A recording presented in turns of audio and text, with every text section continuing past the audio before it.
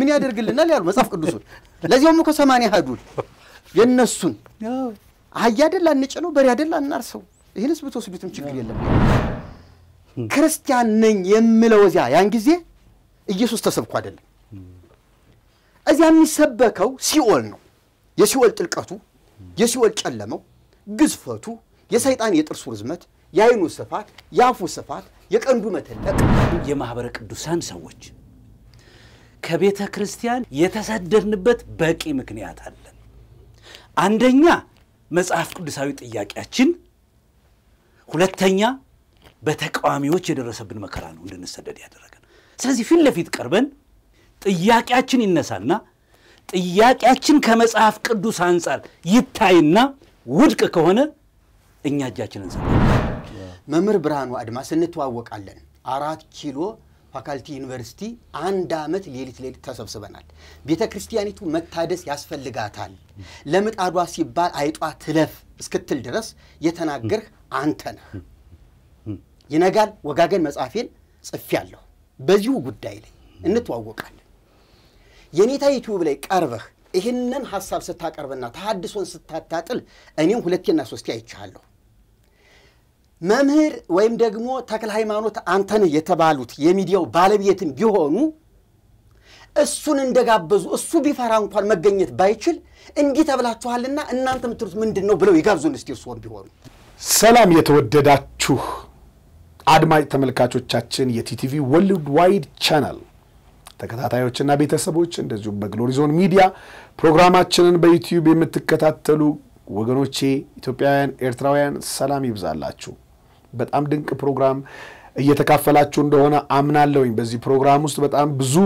ሐሳቦች ወደ እናንተ ጋር ወደ አይምሮአችሁ ውስጥ ሲመጡ እናንተም ወደ ኮሜንት ቦክስ ውስጥ ሄዳችሁ ባጭር የጽሁፍ መልእክት እዛ ላይ ብታስቀምጡልን በተቻለን መጠን ለመመለስ የሁሉ ጊዜ ትጋታችን ነው አብራችሁን ሆኑ የፕሮግራማችን አጋር እንድትሆኑ ሰብስክራይብ ሼር ላይክ በማድረግ እንድታገለግሉ ያክብሮት ጥሬን አቀርባለሁ እግዚአብሔር ቢፈቅድና ብንኖር ደግሞ ያሰብነው አንድ ከፍ ያለ የቨርቹዋል ስማርት ቴሌቪዥን ፕሮግራም የ24 ሰዓት ፕሮግራም በስልካችሁ ላይ የምታገኙት ፕሮግራም ለማዘጋጀት የ100,000 ሰብስክራይበርስ አብሮነት ብቻ ነው እየጠበቅን ያለ ነው እሱን በቅርቡ እንጀምራለን እናንተ ደግሞ ሰብስክራይብ በማድረግ አብራችሁን ሆኑ ለሌሎችም በማድረስ ራያችንን ለትውልድ እውን እናድርግ ጸጋ ይብዛላችሁ መልካም ቆይታ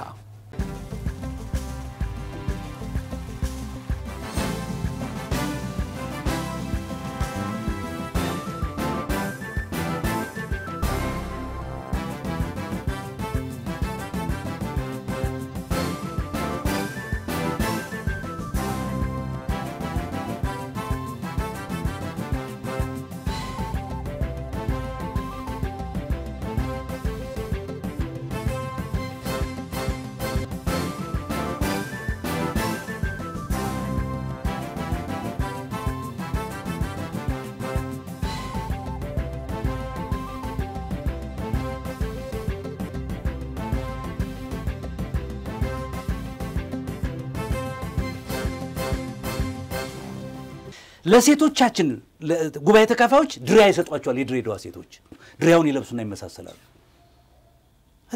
ከዚያ በኋላ በዚያን ሁለት በልህ ሐረር ተሳፍሮ ሄዶ ሐረር እሳት የላሰ ጉባኤ ተደረገ መንፈስ ቅዱስ የወረደበት ጉባኤ ሆነ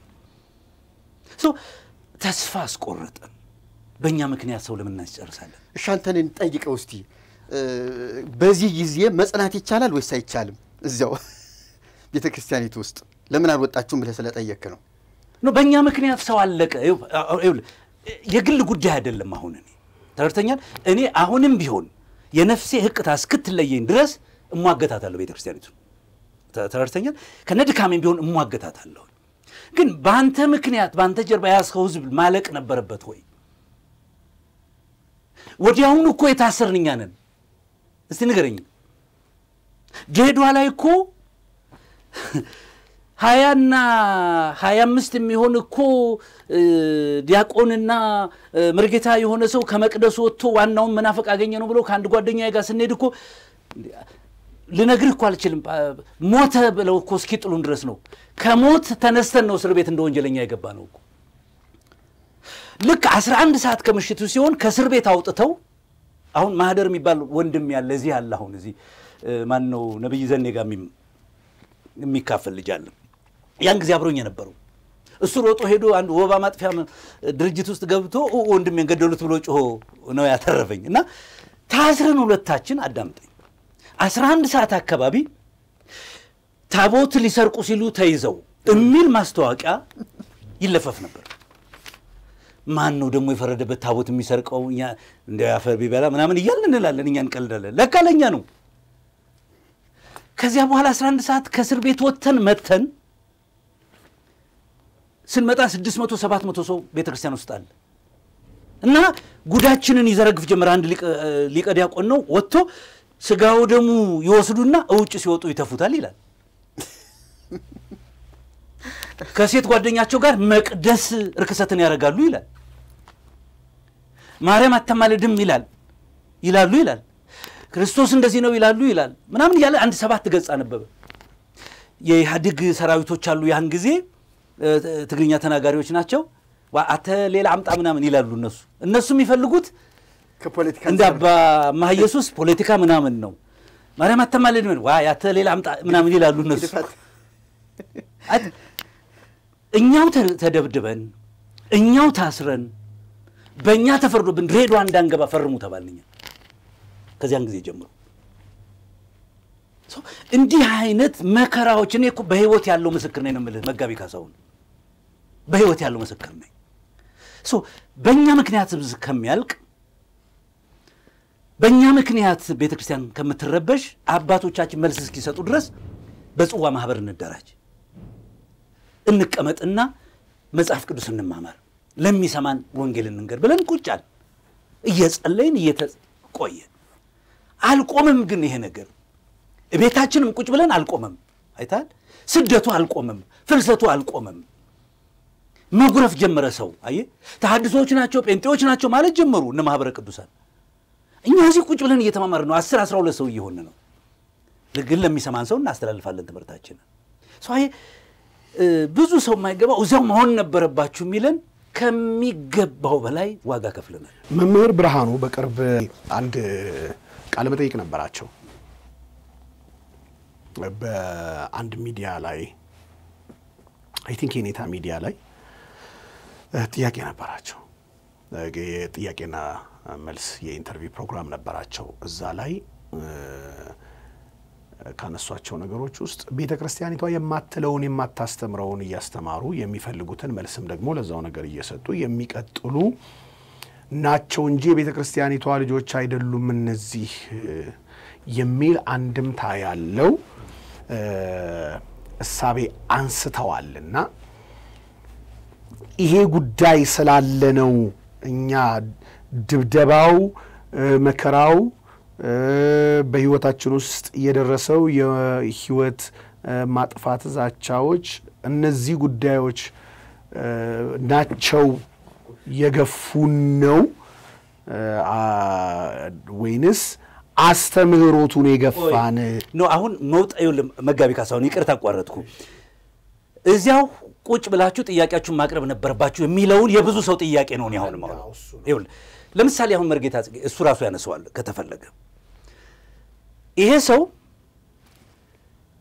ተመለሰ ቤተክርስቲያን ጋር ተነጋገረ በቃ ይግባ ተብሎ ተወሰደ አይደለም እሱ ነው ነበር እንድትገባ ማህበረ ቅዱሳን መናፍቅ ነው ብሎ በሲዲም በጋዜጣም በምንም በመድረክ ላይ ያስተማርኩትም ሰብስቦ ለሲኖዶስና ለሊቃውንት ጉባኤ አቀረበ ሊቃውንት ጉባኤው ይየው ብሎ ሲኖዶሱ ለሊቃውንት ጉባኤ መራው መጀመሪያ የሚው ሊቃውንት ጉባኤ ስለሆነ ሊቃውንት ጉባኤ አያጠናና ያቀረቧቸው ማስረጃዎች የቤተክርስቲያኒቱ አስተምሮች በቤተክርስቲያኒቱ ውስጥ ያሉ ሰነዶች ስለሆኑ ሊቃውንት ጉባኤው እነዚያን ውድቅ ሊያደርግ አልቻለም ተቀበሏቸዋል ጥቅሶቹን ያምና ግዴታ ነው አሉ እነዚያን ያስተማርኩ በማለቴ ውሳኔ መወሰን አቀማቃተው እንዳይወስን ማህበረ ቅዱሳን የሚፈልገው ግብ ሊመታ አልቻለም ዝም ብሎ በእኔ ላይ የማይሆን ነገር እንዳያደርግ ደግሞ እሱ ራሱ ቅሌት ውስጥ ሊገባ ሆነ ሊቃውንት ጉባኤው። ስለዚህ ዝም ብሎ ወደ ሲኖዶሱ ነው ያስተላለፈው። እንዲህ አይተንበታል፣ እንደዚህ ተገንዝበናል፣ እንደዚህ ነው ብሎ ማድረግ የሚገባውን መገምገም የሚገባውን ገምግሞ ጭብጥ ሐሳብ ለሲኖዶሱ አላቀረበም። ሲኖዶሱ ሀ ብሎ ነው ጥያቄ አንድ የጀመረው። ከሲኖዶሱ ላይ ያ ጥያቄና መልስ ተካሄደ። እንደዚያው ተናገርኩ። የመጨረሻ ተስፋ የቆረጥኩበት መድረክ ስለነበረ ከዚህ በኋላ እድል ፈንታ ወደ ቤተ ክርስቲያን አገኛለሁ ብዬ ስላልነበረ ያስወጡኝ ብዬ ጨክኝ የተናገርኩበት ጊዜ ያ ጊዜ ነው። በእውነት ነው ማለት ዛሬ መርጌቶቹን ስናገለግል እንደምናባብለው የቁልምጫ ቃልም አይደለም። የቁልምጫ ቃል ስለምንድን ነው? ቃላቶቹን አስታመን እንደምንናገረው ያኔ የሚፈልጥ የሚቆርጥ ደረቅ ቃል ነው የተናገርኩት ወስኜ ጨክኝ እና እዛ ላይ ጳጳሳቱ ብዙዎቹ አዝነዋል፣ ደንግጠዋል። ይሄ ሰይጣን ትምህርት ነው ብለዋል። ሌሎቹ ጳጳሳት ግን በከፊል ደግሞ ትክክል እንደሆነና ማስረጃው እንደተቀበሉ ተስማሙ። ከዚያ በኋላ የመጨረሻው ውሳኔ ሐምሌ 1 ይሄ የተወሰነው ሐምሌ 7 ነው። የሲኖዶሱ ስብሰባ ከሐምሌ 1 እስከ ሐምሌ 7 ነው የነበረው። ሐምሌ 7 የኔ ጉዳይ ያለቀና ከሐምሌ 7 እስከ ሐምሌ 30 እዚሁ 5 ጳጳሳት ይመደቡና ግርማ በቀለ ነበር አብሮኝ። እዚሁ የሚጠይቁትን እየጠየቁ መልስ ያገኙ ይሰንብቱ። ነሐሴ ግን ፍልሰታ ጾም አለች። ፍልሰታ ጾም ስላለች ሁላችንም በየክፍለ ሀገር ለሥራ ስለምንበተን ማንም ጳጳስ እዚህ ግቢ የለም። ስለዚህ ወደ ፈለጉት ቦታ ሄደው ወደ መረጡት ቦታ እዚያ እንዲቆዩ ፍልሰታን ጾምና ከዚያ ከቆዩበት ቦታ ሪፖርት እንዲመጣልን ተብሎ የት ብትሄዱ ይሻላችኋል ተብለን ተጠየቀን። እድሉ የተሰጠልኛ ነው። በእውነት ነው የምልህ እኔ በቅንነት መንፈስ መምህር ገብረ ሕይወት የሚባሉ በጣም የማውቃቸው በጌታ የሆኑ ትልቅ የወንጌል አባት ደብረ ሊባኖስ ገዳም አሉ። አስተማሪ ናቸው። እዚያ ከገዳሙ ትውልዳቸው ወሎ ነው። እሳቸውን ስለማውቅ እንግዲህ አስከሳቸው ይጀ ቆይታ ላድርግ እዚያው እንሂድ ብለን ግርማን አማከርኩት። ካወቃቸው ጥሩ ሰው ከሆኑ እንሂድ አለኝ። ተያይዘን ሄድን። ማህበረ ቅዱሳን 7 ካቻማሊ ተከራይቶ ነው ከኋላችን የተከተለን። እዚያ ደብረ ሊባኖስ ሄዱላቸው እዚያው ግድሏቸው ተብሎ ወንድሜ ይቅርታ ልክ ነው ሐሳቡ በዚህ መንገድ ነው ተቀብሎኝ ሲኖዶሱ ነሐሴ 30 ይምጡና ከደብረ ሊባኖስ ይምጡና ስራ እንዲጀምሩ መስከረም 1 ተብለን መስከረም 1 ስራ ልንጀምር ተወስኖልን ነበር በሲኖዶስ ደረጃ። ማህበረ ቅዱሳን ይሄንን ላለ መቀደም ዱላውን አስቀደመ። አይ አሁን ተመልከት እንግዲህ አሁን መቆየት ነበረባችሁ የሚለው ነገር ወደን አይደለም ይወጣ ነው። በብዙ መከራ ተገፍተን ይወጣ ነው። በሌላ በኩል እውነት ለመናገር ለቤተ ክርስቲያንም ሰላም እንዲሆን ነው ድምጻችንን ማጥፋት የጀመርነው። ያስወጣን ግን ስለደበደቡን ብቻ አይደለም። የቅድም አንስተሃት ነበር የወጣ ነው እየተካሄደ ባለው ነገር ላይ ጥያቄም ስላለን ነው። ጥያቄ አለን።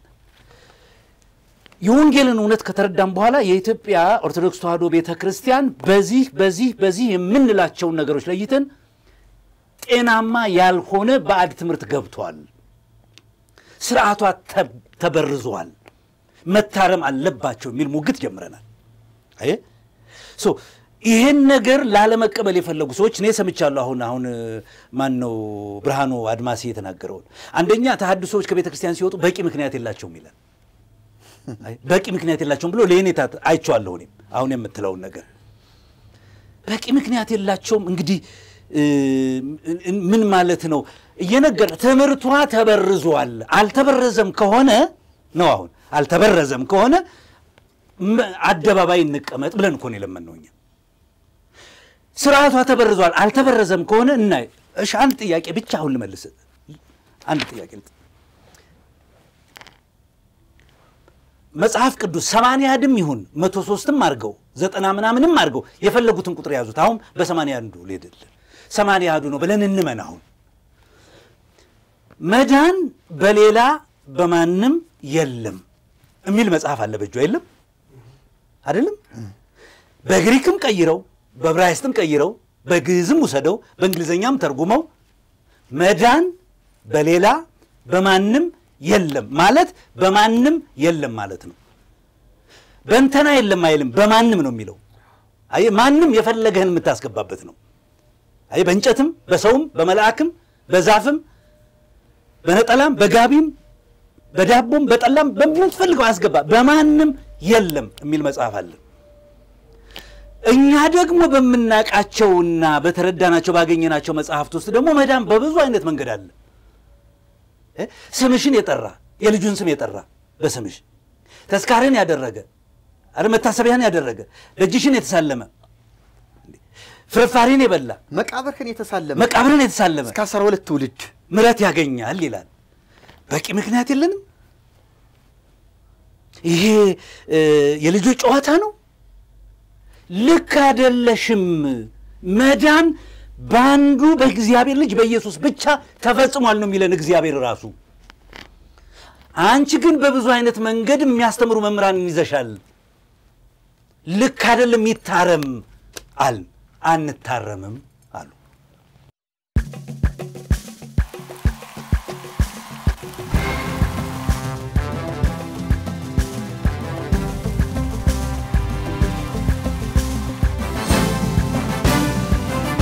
አየ አላጠፋንም አልተሳሳትንም አሉ እንደውም አንድ መዝሙር አወጡኮ አልተሳሳትንም የሚል እነ ምሕረትአብ አልተሳሳትንም አሉ አየ አልተሳሳትንም ሲሉ ተሳስታችኋል አሉ አሁን ምን ይፈቅድላችኋል ቤተክርስቲያን ከመንፈሳዊነት ተሻግራ ኢንስቲትዩሽን ጭምር አይደለችም ተቋም አይደለችም ተቋሟ ህጋዊ ሰውነት አላት አይደለም ህጋዊ ሰውነት ስላላት ፖሊስ መጥራት ትችላለች አየ በፖሊስ ተገብ አንገትህን ተይዘህ ትወጣለህ ከዚህ በኋላ ጠቡ የሚሆነው ከስጋና ከደም አይደለም የሚለውን ጥቅስ ታልፈዋል ማለት ነው አሁን ጠብህ የሚሆነው ከፖሊስና ከፌደራል ጋር ይሆናል ማለት ነው የሚወጡበት ምክንያት የላቸውም የሚለን ይሄ ሰው ወንጌልን የሚሸፍን ወንጌል ጽፈው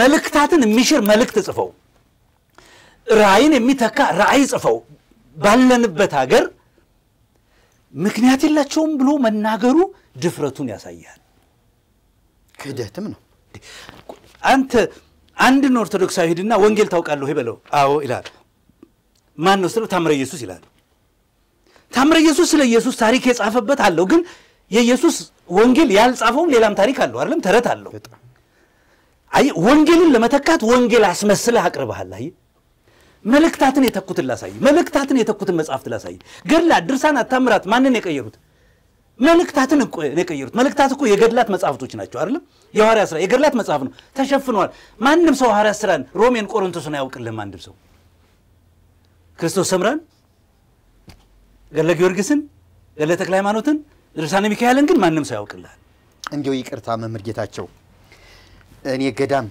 ለ6 ዓመት ያህል ቅዳሴ እየተማርኩ ገዳም በነበርኩበት ጊዜ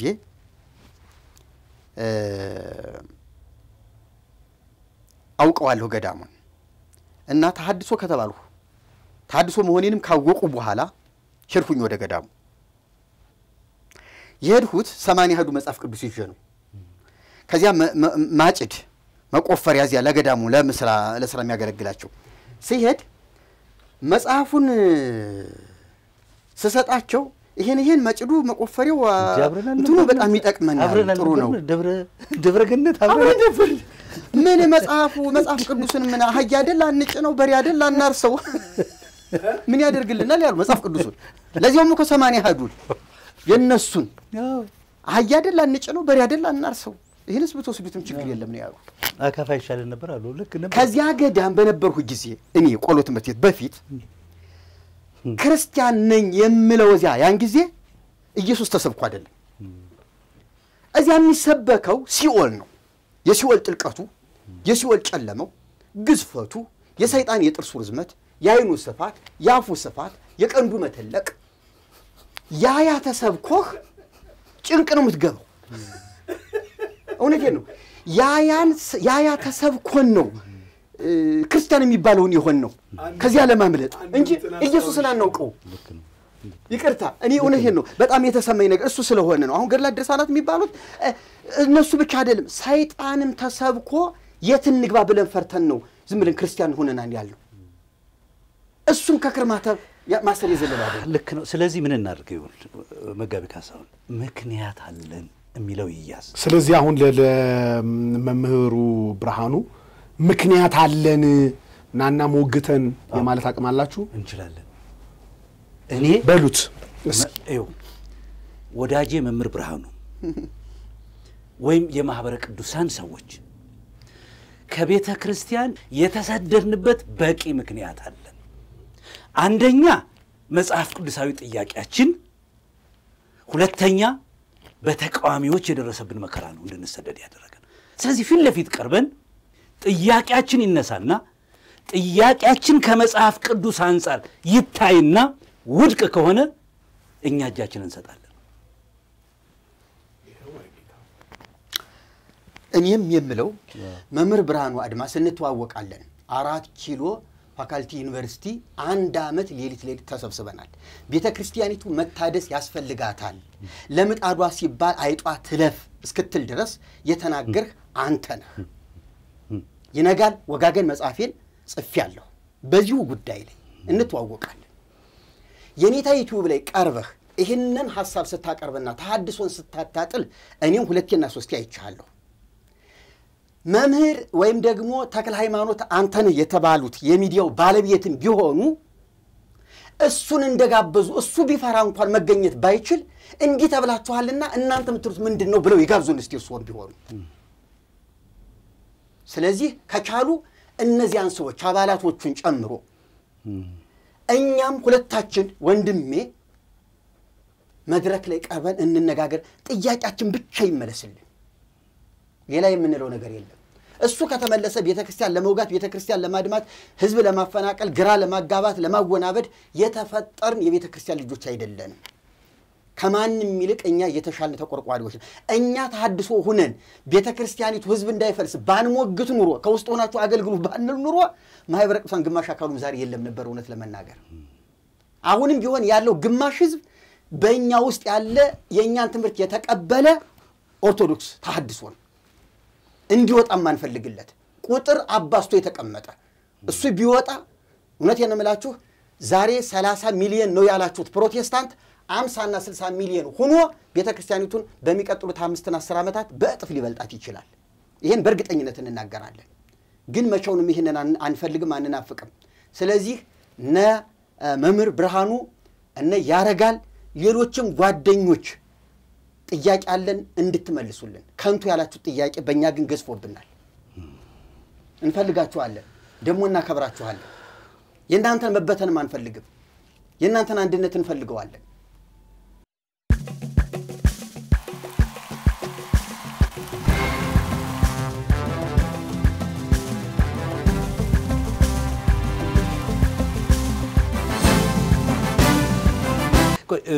ለነዚህ ሰዎች አሁን ልናገር ቤተክርስቲያን ስተት የለባትም ማለትና ቤተክርስቲያን ተሐድሶ ያስፈልጋት ማለት ሁለቱ ይለያያሉ እነዚህ ሰዎች ምን ጠይቀው ነገር አለኝ እነዚህ ሰዎች ጥያቄው ዋና ዓላማቸው ቤተክርስቲያን ስተት የለባትም ነው የሚሉት አሁን የመጀመሪያው ጥያቄ ይሄ ነው ሌላው ነገር መርጌታ ጽጌ መርጌታቸው ምናምን ስተት ወደ ቤተክርስቲያን አልገባም ነው ወይ የሚሉት በቂ ማስረጃ ልስጣቸው ይሁን መጋቢ ካሳሁን እንኳንስ በእኛ ዘመን ሐዋርያት በአካል ይያሉ እኮ ወደ ቤተክርስቲያን ኑፋቄ ትምህርት ገብቷል ትክክል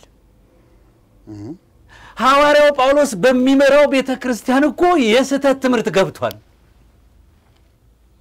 በጣም የሞገተው እኛ እንዴት እንከን የለንም ስንዱም መቤት ነች እሚል ቅጽል ስም በመስጠት ህዝቡን ለምን ያጃጅሉታል ኑፋቄ ወደ ቤተክርስቲያን ይገባል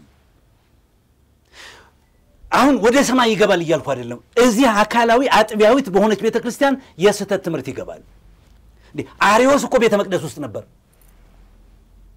አይደል እነ ንስጥሮስ እኮ ቤተ መቅደስ ውስጥ ነበሩ ቤተክርስቲያን እንከን የለባትም ከማለት ቤተክርስቲያን ራሷን መፈተሽ ነው የሚገባት ጥያቄያችን ኦርቶዶክስ ተዋህዶ ቤተክርስቲያን በሌላ እንመጣበታለን ወንጌላውያንም ተሐድሶ እንደሚያስፈልጋቸው ያምናሉ እንደውም ከኦርቶዶክስ የከፋ እንደሚሆን አወዳደቃቸው ነው ይነግራሉ። ይሄ ነብይ ሆኜ ትንቢትም አይደለም መጋቢ ካሳሁን እውነቱን ነው የምነግርህ። ግን አሁን ወደ ጥያቄ ልመለስ። የኢትዮጵያ ኦርቶዶክስ ተዋሕዶ ቤተክርስቲያን እንከን የላትም ስህተት የላትም ብሎ ማለት እኔ እንደው ሰይጣን በዓለም ላይ የለም ከሚለው ጋር እኩል ነው ማድረገው። እሱን ማመን ይቀለኛል። እኔ እንከን የለባትም። አይ ሐዋርያው ጳውሎስ ነበረ። እንደው ለመሆኑ ቅድም ተናግረን እግዚአብሔር ምንድነው ስራው ብለናል። እግዚአብሔር ምንድነው የሚያደርገው አሁን በዚህ ምድር ላይ? አንደኛ የልጁን ወንጌል ለፍጥረት ሁሉ ማድረስ ነው አይደለም? ለዚህ ዋጋ ይከፍላል እግዚአብሔር። አስፈላጊውን ነገር ልጁን የሰጠው ለወንጌል ነው አይደለም? መከራውን እኮ ነው ለኛ ወንጌል ብሎ የላከው መጋቢ ካሳሁን። የልጁን መከራ ለልጁ መከራ ነው አይደለም? ለኛ ግን የምስራች ነው የሆነው። እግዚአብሔርን አመሰግናለሁ። አብ አንድ ልጁን ነው የሰጠው። ይሄንን ወንጌል ብሎ ለኛ መጣልን። ስለዚህ ወንጌል ለዓለም እንዲደርስ ነው ትጋቱ። ጸጋ የሚሰጠው ለወንጌል ነው አይደለም? አገልጋዮቹን የሚሾመው ለወንጌል እንዲደርስለት ነው እግዚአብሔር። ሌላ ምንም ቢዝነስ የለውም። ሁለተኛ ስራው ምንድነው? እግዚአብሔር ሁለተኛ ስራው ቤተክርስቲያንን ማደስ ነው። እግዚአብሔር እነዚህ ሁለቱን ነው የሚሰራው ዓላማውን ለማስፈጸም። ቤተክርስቲያንን ነው የሚያድሰው። ከሮሜ መጽሐፍ ጀምሮ ያለው መልእክታት የታድሶ ደብዳቤ እንደሆነ አንገነዘብም እኮ ተክላ ከሮሜ ጀምሮ ሮሜም እኮ ስተት አለ ተብሎ ነው ለሮሜ ቤተክርስቲያን፣ ለቆሮንቶስ ስተት አለ ተብሎ ነው እኮ አይደለም? ራእይ በተለይ ደግሞ ለአለቃው የተላከበት ደብዳቤ ነው። ራእይ ምዕራፍ 2 እና ምዕራፍ 3 ላይ እግዚአብሔር ምን እያደረገ ነው ማለት ነው? ያድናል። የዳኑት ደግሞ እንዲጠሩ የፊት መጨማደድ እንዳይኖራቸው ይሰራል እግዚአብሔር። ታድሶ እግዚአብሔር የሚሰራው ስራ ነው። ይሄ የኛ ራእይ እኛ ያመጣ ነው አይደለም። አየህ፣ ታድሶ የእግዚአብሔር አንዱ ክንፍ ስራው ነው። አንዱ ወንጌል በአንዱ እጁ ወንጌልን ያደርሳል፣ በአንዱ እጁ ደግሞ የዳኑትን ወደ ጌታ ቀን ያበቃቸዋል። ታድሶ ልታደርግ የሚገባትን ቤተክርስቲያን የለባትም ብሎ መዝጋት እኔ እንደምለው ቤተክርስቲያኒቱን አይወዷትም። እመነኝ፣ አይወዷትም ቤተክርስቲያኒቱን። አንተ የምትወደው ወዳጅ ላይ አለባበሱ ባያምር፣ አይ ጸጉሩ ባያምር፣ ሸሚዙ ባያምር፣ ፊቱ ላይ አንድ ጉድፍ ብታይበት አትነግረው? ማትነግረው ከሆነ አትወደውም ማለት ነው። ነውር የሆነውን ነገር መንገራችን እንደ ጠላት አስቆጠረን እንጂ ወዳጆች ነን እኛ። በእኛ ሀገር የተለመደ ነገር አለ። ይሄን በየላቁል ምን ይላሉ መሰለም? አዝማሪ አይታል። አዝማሪ ተነስቶ ማሲንቆን እየደረደረ አንዱን ባላባት ቁጭ ብሎ የሌለውን ይሰጠዋል። ዝም ብሎ አንተ ማለት አንበሳ ዝቅ ብሎ የሚሄድልህ ይለዋል። አይት አንድ ዝንብ ገሎ ማያውቀውን ሰው ልነግርህ አልችልም ጀግና አድርጎ ይስለዋል። ሰውየው መሽረጥ አድርጎ ይሸልመዋል። አይታል የሌለውን ስለሰጠው። አይ ቤተክርስቲያኒቱን የሌላትን ነገር በመስጠት በጌታ ቀን ተጠያቂ ለማድረግ የሚነሱ ጠላቶቿ ናቸው። ስለዚህ በቂ ምክንያት አለን። መጋቢ ካሳሁን አመሰግናለሁ። እንደው አሁን የመጨረሻ የዛሬውን መቋጫ የሚቀጥለው ላይ አሁን ይሄ በፍልሰቱና በምልሰቱ ማዕቀፍ ውስጥ እንድናነሳቸውና እኔም ለሞግታችሁ አድማጭ ተመልካቾቻችንም ደግሞ በትክክል ሊረዱት የሚገባቸው በተገቢ ሁኔታ ደግሞ አድሬስ ሊደረጉ ወይም ባድራሻቸው መልእክታችሁ ደርሶ ምላሽ ሊሰጡ የሚገባቸው ወገኖች ደግሞ ምላሽ እንዲሰጧችሁ ደግሞ የሚያደርግ ሐሳቦችን እያነሳን እስከሆነ ድረስ አሁን ላይ መጨረሻ ባነሳው ሐሳብ ልቋጫው ወደ መሪ ጌታ ወስደዋለሁኝ። ብዙዎች ከወንጌላውያን አብያተ ክርስቲያናት በጣም እያደነቋት ያሉትን ለመንካት አስመሰለባችሁ። ያሁኗ ምሳሌ የሌለውን ነገር ከፍ አርጋችሁ እየሰጡ መጅረጥ አርገው እንዲሸልሟቸው እና እንደሱ ነው ያስመሰለባችሁ። ምክንያቱም አሁን ባለፉት ቀናቶች ብዙ ኢንተርቪዎችን መለከት ነበር ከኃይሉ ዮሐንስ ኢንተርቪው ጀምሮ ቤተክርስቲያኒቷ በተቀበለኝ በጣም በደስታ ነው ምገባው እንዳውም በመውጣቴ አሁን ላይ በሆነ አልወጣም ነበር ተጸጽቻለሁ በመውጣቴ የሚል ከኃይሉ ዮሐንስ ጀምሮ አክቹሊ የወንጌላውያን አብያተ ክርስቲያናት የኛ ወገን አይደለም ቢሉትም ግን በካታጎሪ ደረጃ ግን ተመድቦ ግን የቀረበው ከዛ ነው እና ኮሜንቶችም በዛ ደረጃ ነው ሲነበብ የነበረው ጠያቂውን በዛ ደረጃ አስቀምጦት ነው ያስቀመጠው እና ከዛም እንደገና እነ ዶክተር ወዳጄነህም እኔን የምትቀበልበት ምን ዳለባት ቤተክርስቲያኒቷ እንጂ በደስታ ያሉበት ከዛም አሁን ላይ እነ መጋቢ ቢኒያም ጭምር በቤተክርስቲያኒቷ ውስጥ እንደ ዋነኛኛን ተሟጋች አንዳች ነገር የሌለባትን የተሐድሶች ዋነኛ ሴራ ተጠቂ ሆነች እንጂ በፍጹም አንዳችም እንከን የለባትም ስለማያውቋት ነው ብለው ነው ያነሷቸው ያሉት አያውቋትም ቢያውቋት እንደዚህ አይሉም እና ውጪ ያሉት በጥቅማቸውና በስህተታቸው እንጂ በስህተቷ አይደለም የለባትም ስህተት ግድፈተ ቢስ የሆነች ንጽህት የሆነች አማናዊት የሆነች ሐዋርያዊት የሆነች ባስተምሮቷም በልምዷም እንከን የለሽ የሀገር መሰረት ነች አንዳንዶች እንዳውም ሙስሊም ያልሆነው ከርሷ የተነሳ ነው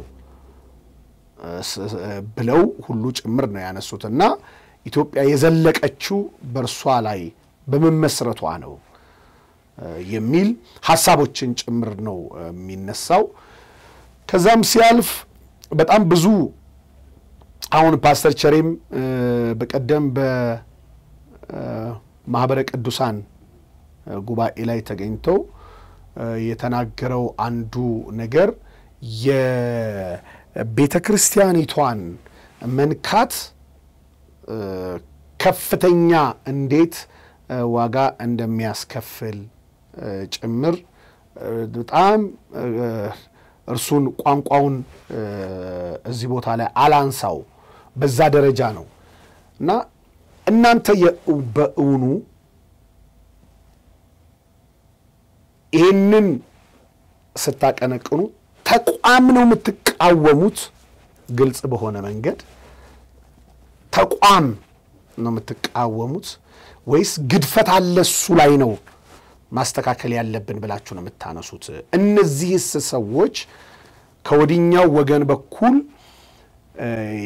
መተው ተነስተው እኛ ብንገባ ብንሆን እያሉ በር የሚያንኳኩት እነሱን ለመንካት ነው አዝማሪያ የሚለውን ምሳሌ ያነሳው ግልጽ እንዲሆን ብዬ ነው እሺ መጋቢ መልሳለሁ ተሪያ ሲደርስሽ አዎ የወጡት እነዚህ በፊትም አንዳንዶቹ ጭልጥ ያሉ ፕሮቴስታንቶች የነበሩ ናቸው ምናያቸው አንዳንዶቹ ደግሞ ከኛም ዘግይተው ቆይተው ከዛው ከውስጥ ሆነው በኋላ ወደኛ መጡ እንደው ሰማይ ምድሩን እናናውጣዋለን እኛ ቤተክርስቲያኑን ለቀናት ከወጣንማ አለቀላተች ቤተክርስቲያን ብለው መጡ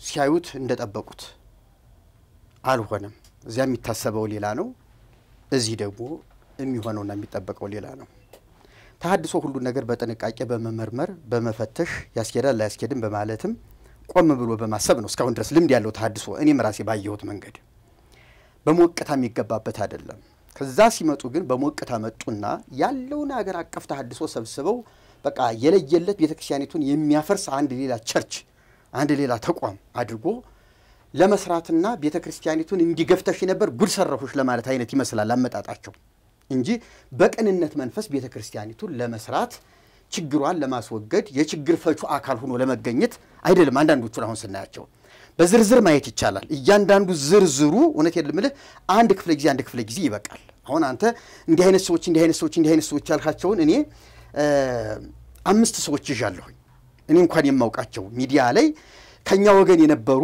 ግን ከኛ ወገን ሳይሆኑ ቆይተው መስለው ሄደው ደግሞ እዛ ሚዲያ አሟቂ የሆኑ ሰዎች ያልጠራኋቸው አሁን አንዳንዶቹ ያልጠራኋቸው ከናንተው ጋራ ተሐድሶ ሆነው የወጡ ተሐድሶ ነበርን አሁን ደግሞ የተሐድሶች ገመና ሲገለጥ ብለው ደግሞ የተሐድሶ የቁልቁለት ጉዞ እስኪባል ድረስ በኦርቶዶክስ ቴሌቪዥን የተጋለጥንበት ሁኔታ አለ ግን የሚገርምህ ሙሉ በሙሉ ፓስተር ጴንጤ የሆኑ ሰዎችን እናውቃለን በዚህ መስመር ላይ ወደ ኦርቶዶክስ ሄደው ለኦርቶዶክስ ምስጋናና ክብር ሲሰጡ ኦርቶዶክስን እንዳልተሳሳተችና ትክክለኛና ጤናማ እንደሆነች አድርገው ሽፋን የሰጡ ዝም ብለው ተቋሚዎቿን እንደ ጠላት ያዩ ሰዎች መሰበክም የለበትም ለኦርቶዶክስ የሚል ቀጥተኛ ቋንቋ ጭምር እንዴት ለአንድ ኦርቶዶክስ ይሰበክለታል የሚል ከፓስተር አንደበት እና አብረው ካሉ ሰዎች ይሄ ጭምር አለ ልክ ነው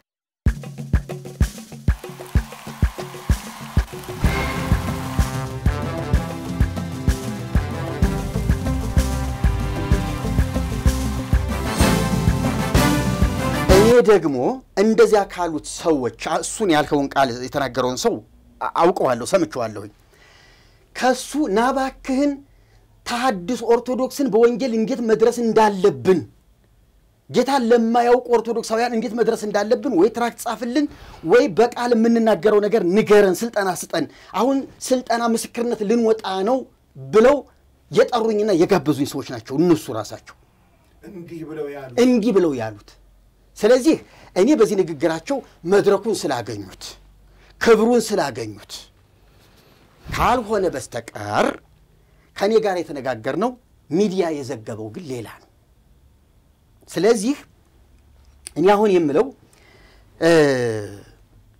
እነዚያ ሰዎች ታቦተ ጽዮን አለች እርግጠኛ ነኝ በማለት እና አቡነ ጳውሎስ ደፍረው አለች አላሉትን እኔ ስጠይቃቸው አለሽ ካሉኛ ምንወታለው ስላቸው አይ ሰው ነገረኛ ነው ይሄን ጥያቄ እንለፈው በማለት ያለፉትን ጥያቄ ይሄ ሰውዬ ዲቁና እንኳን የሌለው ጧፍ እንኳን የሚያዝ ድል ያላገኘ ሰውዬ በቤተ መቅደስ ታቦትን የማየት ድል የሌለው ሰውዬ በምን ታምር ነው እርግጠኛ ነኝ ብሎ ሊናገር ይችላል ስለ ታቦተ ጽዮን ስለዚህ እኔ ከዚህ በፊትም እዚህ ሚዲያ ላይ ቆየት ብሏል ይመስለኛል ይሄን ሰውዬ ባገኘው በዚህ ሚዲያ ላይ ለሞግተው ፈልጋለሁ ስለ ታቦተ ጽዮን ጉዳይ ደግሞ ለሞግተው ፈልጋለሁ አቅርብልኝ ብዬ ፈቃደኛ ከሆነ ምናልባት ቢቀርብልኝ ደስተኛ ነኝ ብዬ እኔ እድል አመቻችቼ ነበር የራሴ በየትኛውም ሰዓት ፕሮግራሜን ሁሉ አጣጥፌ ወደዚህ ለመምጣት ዝግጁ ነበርኩኝ እሱ ቢመጣ ስለዚህ እንዲህ አይነት ሰዎች አሁን ፕሮቴስታንት የነበሩ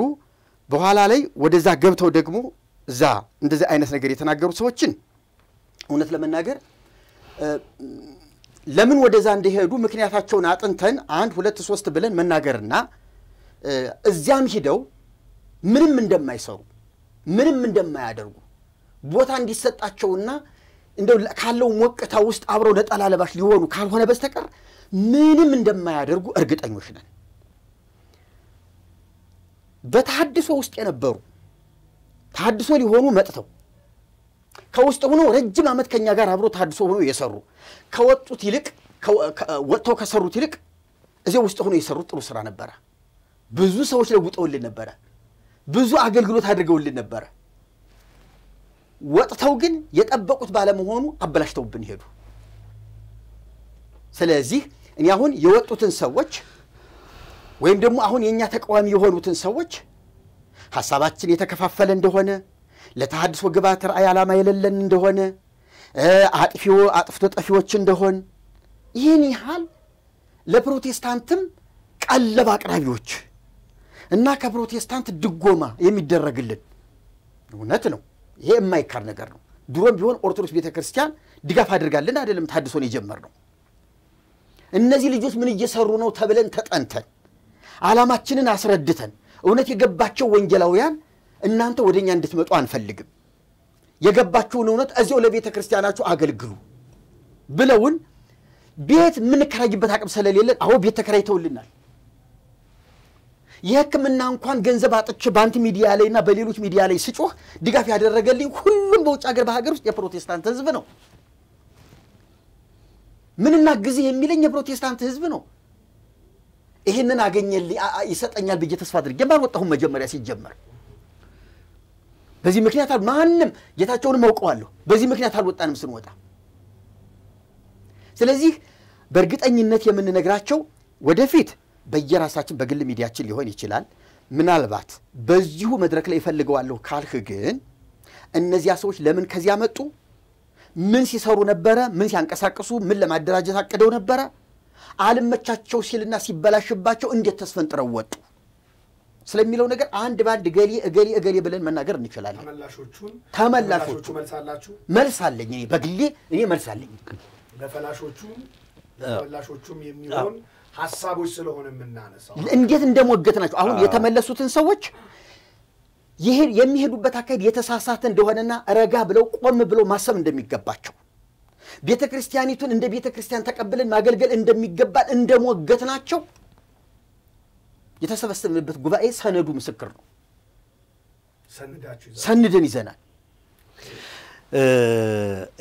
እንግዲህ እንዳናደናግር ለሚሰማን ለሚመለከተን በመጀመሪያ አንዳንዶች የሚጠቀሙበት ቋንቋ አደገኛ እንደሆነ ላሳይ።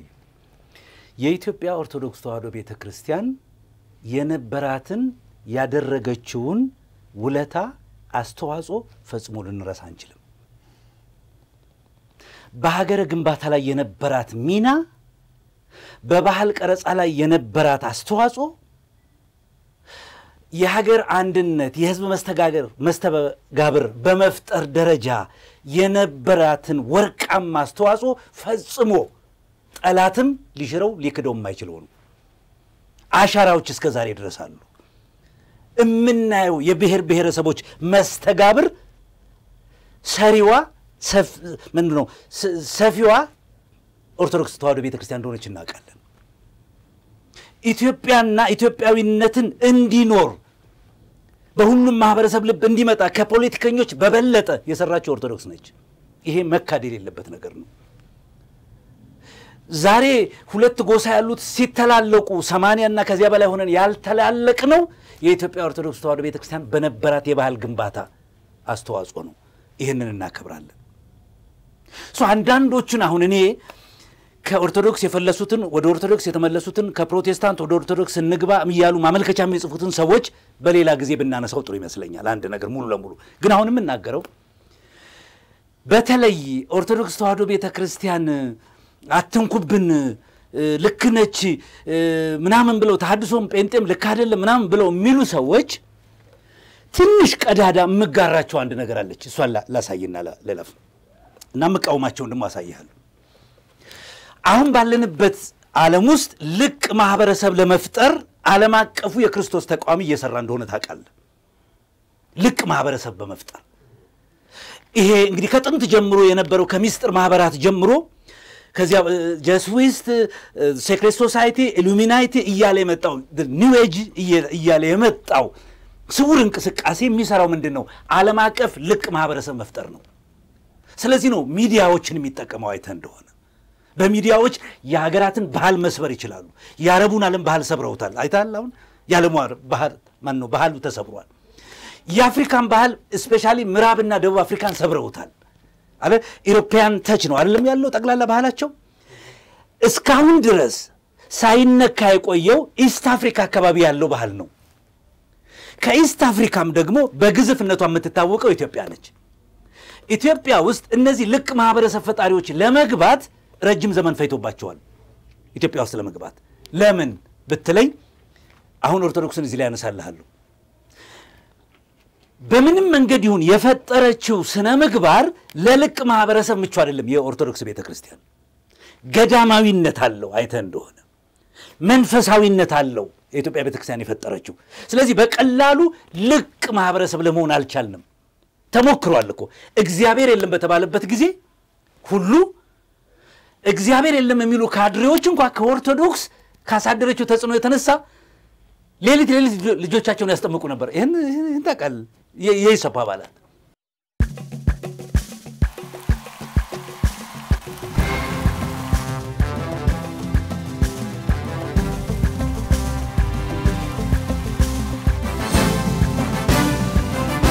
ምን ማለት ነው?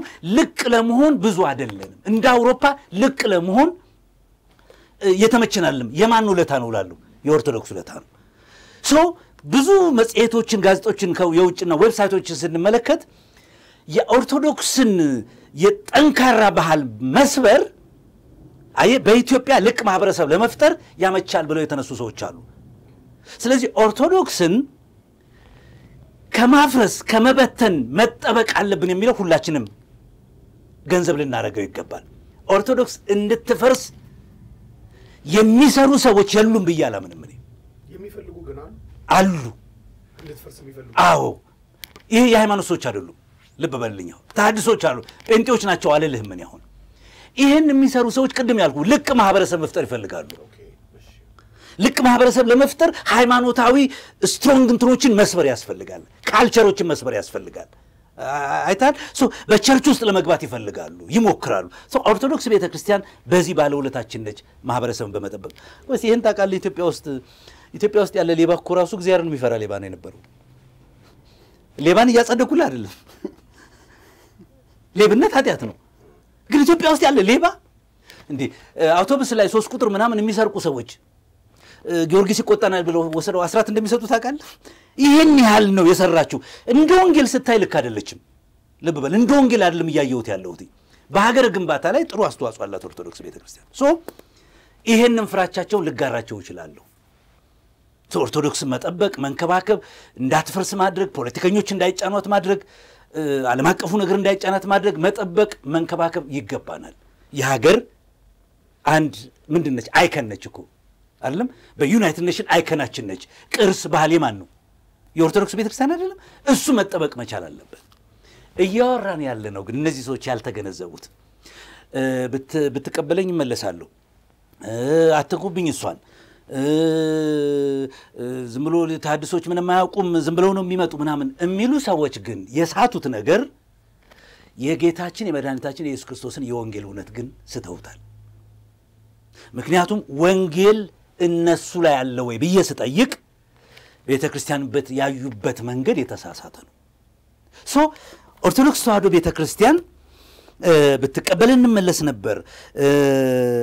ምንድነው ደግሞ ታቦቱን ሄዶ መንግስትም ይሳለመው። ምንድነው ደግሞ ለኦርቶዶክስ ወንጌል አያስፈልጋትም። ሰምቻለሁ ይሄንንም እኔ አያስፈልጋትም። ምንድነው ደግሞ ሌላ ነገር ሰምቼ የነበረው? አሁን በቃ እነዚህ ነገሮች የሚሏቸው ሰዎች ግን በሁለትና በሶስት ነገር መጣል ይቻላል። አንደኛ ኦርቶዶክስ ወንጌል አያስፈልጋትም የሚል ሰው ወንጌልን ጥሏል ወይ ወንጌል አልገባውም። ተረድተኛል? ወይ ወንጌልን ጥሏል ወይ ወንጌል አልገባውም። አያስፈልጋትም የሚል ምክንያቱም ወንጌል ማለት ምን ማለት ነው ብዬ ነው የምጠይቀው እኔ። ህይወት ነው። ወንጌል ማለት ምንድነው? ወንጌል አያስፈልጋትም ካለኝ ይኸውልህ መጽሐፍ ቅዱስ ማስተማር ላይ ያስፈልጋት ይችላል። ወንጌል ግን ያስፈልጋታል። ላሳይ በመጽሐፍ ቅዱስና በወንጌል መካከል ያለው ልዩነት። መጽሐፍ ቅዱስ ተጽፎ ያለ ሮሜ ምዕራፍ 1 ላይ እኔ ሐዋርያው ጳውሎስ ለእግዚአብሔር ወንጌል ተለየሁ ይላል አይደለም? ይህም ወንጌል ይላል ከዳዊት በስጋ ዘር ስለተወለደ እንደ ቅድስና ፈቃድ ከሙታን በተነሳ የእግዚአብሔር ልጅ ሆኖ ስለተገለጠው ስለ ኢየሱስ ነው ይላል አይደል? ስለዚህ ወንጌል ስለ ኢየሱስ ነው። መጽሐፍ ቅዱስ ስለ አጠቃላይ ስለ እግዚአብሔር መንግስት ታሪክ ነው የሚነግርህ። ወንጌል ግን ስለማን ብቻ ነው የሚያወራው? ስለ ኢየሱስ ነው። እንዴ ስለ ኢየሱስ አይደል እንደምታወራው ልትለይ ትችላለህ። ጳውሎስ ወንጌል ያልኩት የትኛውን ነው ብሎ አንደኛ ቆሮንቶስ ምዕራፍ 15 ወስዶናል። ትዝ ይላል? አንደኛ ቆሮንቶስ ምዕራፍ 15 ወስዶ ምን አለን?